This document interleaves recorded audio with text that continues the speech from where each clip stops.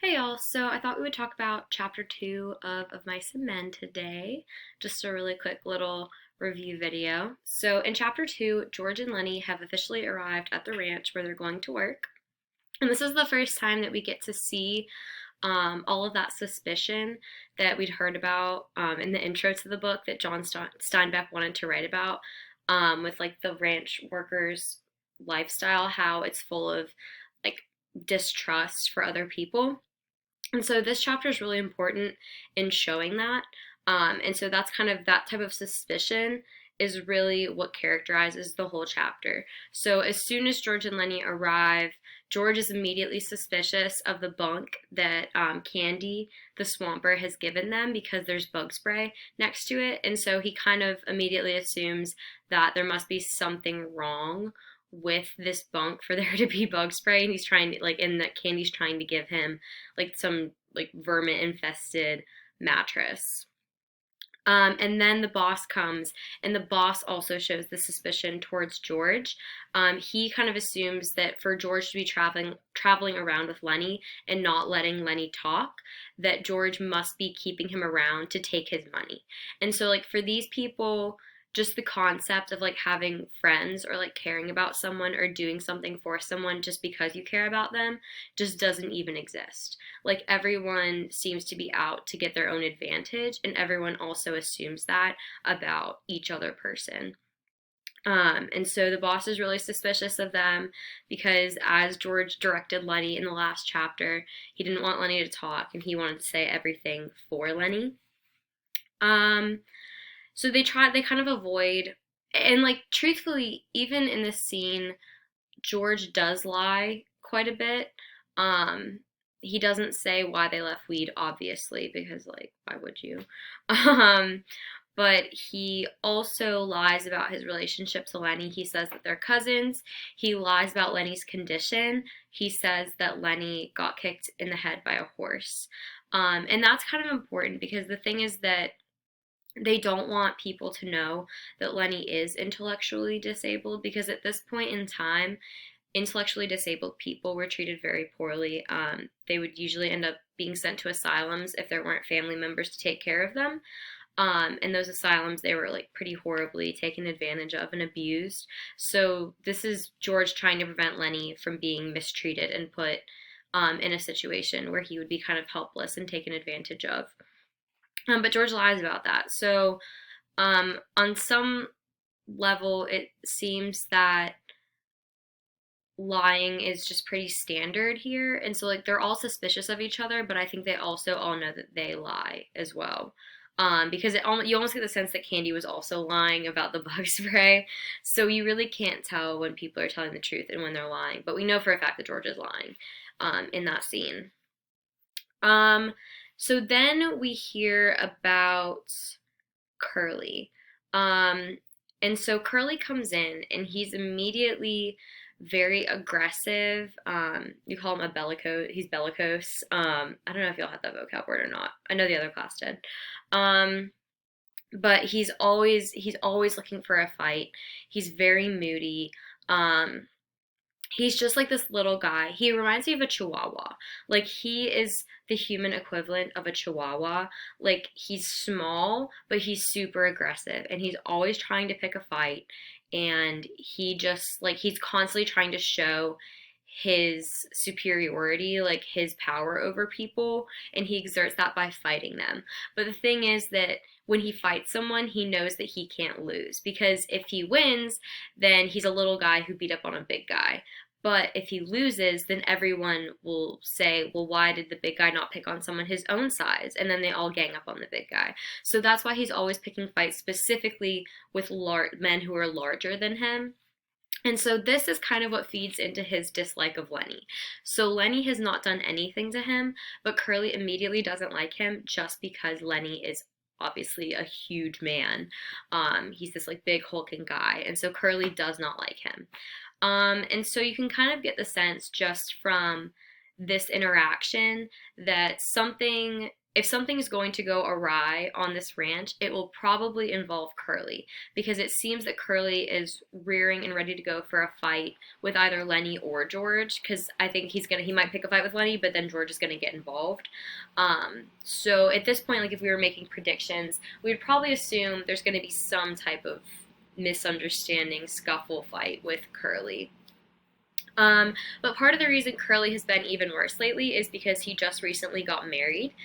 And according to Candy, oh, am I frozen? Oh, there we go. So according to Candy, Curly's wife is a tart. And so like we would call like she's a hoe.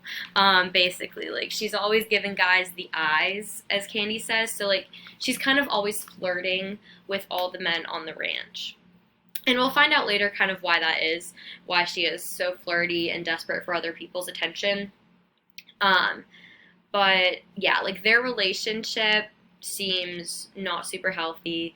Like Curly's always running around looking for her. She's always running around looking for Curly. But it's pretty obvious she's not looking for Curly. But Curly is looking for her, because it seems you haven't seen it yet, but Curly is quite controlling towards her.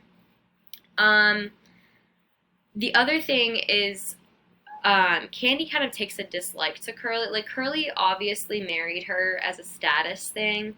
Um, like you'll find later in the book, he doesn't seem very interested in her as a person.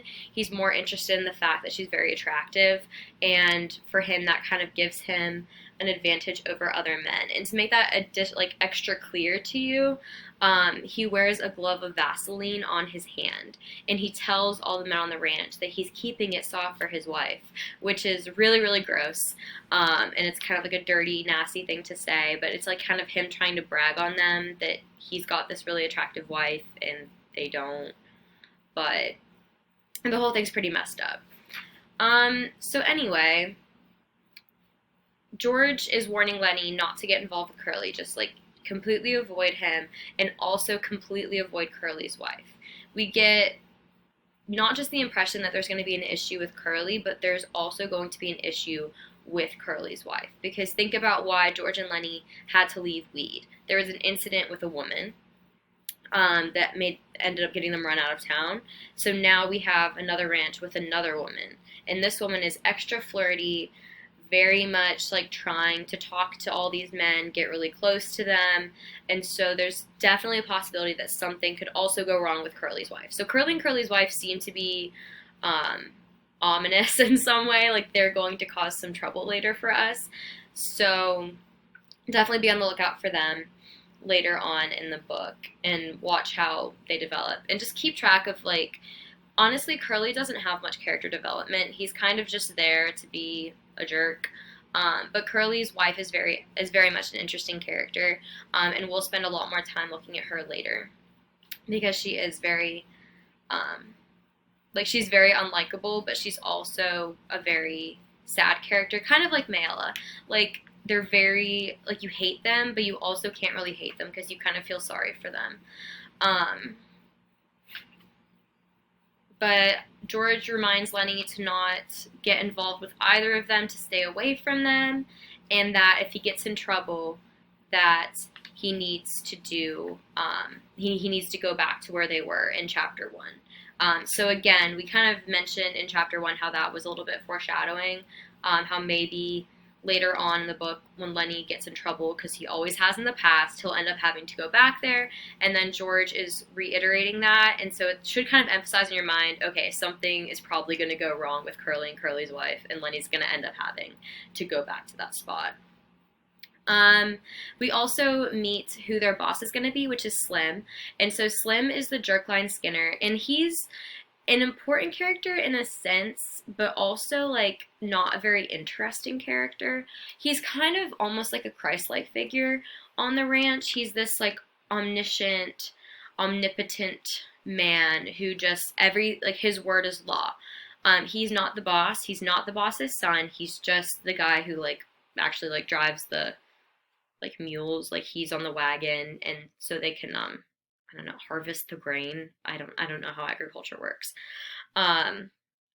But he is he's very imposing. He naturally commands respect from everyone, including Curly. Even Curly kind of, he'll try to pick a fight with Slim, but Slim will put him right in his place. And so Slim is definitely almost like, I don't want to say father-like figure, but he's definitely like I can't find any other, like he's like a Christ-like figure. Without the suffering, maybe. Um, but yeah, so that's all the characters I think that are really important. There's also a couple others that get introduced, like Carlson, who really hates Candy's dog, and that will be important in the next chapter. And I think y'all will maybe be sad. Um, but yeah, so for the most part, big characters introduced in this chapter. Curly, really important. Curly's wife, very important as well. Slim, pretty like eh. And Carlson, kind of eh. And then Candy is less important than Curly and Curly's wife, but I would say more important than like Carlson. He'll definitely get a lot closer to George and Lenny in the next chapter, which you will read about. So that's pretty much all I have for you on chapter 2, and then I'll do one of these for chapter 3 probably in 2 days. Bye!